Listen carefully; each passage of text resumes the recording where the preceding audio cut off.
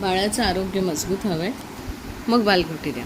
बालघुटी म्हणजे काय, त्याचे फायदे काय, कधी द्यावी आणि कशी बनवावी, हे आपण आजच्या व्हिडिओमध्ये पाहणार आहोत. बालघुटीमुळे बाळाची पचनशक्ती, रोगप्रतिकारशक्ती आणि वाढ चांगली होते. बालघुटी म्हणजे काय? बाळघुटी म्हणजे बाळांसाठी दिला जाणारा आयुर्वेदिक औषधी मिश्रण होय. हे विविध नैसर्गिक घटक जसं की ज्येष्ठमध, बदाम, वेलची, सुंठ, नागरमोथा, काकडशेंगी, मुरुडशेंग अशा विविध प्रकारच्या जवळजवळ 20 प्रकारच्या वनौषधींपासून बनवलेली असते. उगाळून किंवा पावडर स्वरूपात तुम्ही ती दिली तरी चालतं. बाळाच्या आरोग्यासाठी रोज थोड्या प्रमाणात दिलं जाणारं नैसर्गिक टॉनिक म्हणजे बालघुटी. आता पाहूया बालघुटीचे फायदे काय. पचन सुधारतं, सर्दी खोकला कमी होण्यास मदत होते. जर बाळाला ताप आला तर त्या तापामध्ये सुद्धा काही विशिष्ट प्रकारच्या घुटी दिल्यानंतर तो ताप कमी होण्यामध्ये मदत होते.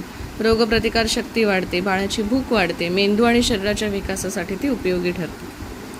बाळघुटी कधी दिली जाते तर साधारणतः 6 महिन्यानंतर किंवा दुसऱ्याच महिन्यानंतर आपण बाळाला बाळघुटी देऊ शकतो. महत्त्वाची सूचना, प्रत्येक बाळ हे वेगळं असतं, त्यामुळे बाळघुटी देण्याआधी थोड्या प्रमाणात देऊन बाळाला ती पचते आहे का ह्याचा विचार करून, ऑब्झर्व करून मगच बाळघुटी कंटिन्यू करावी.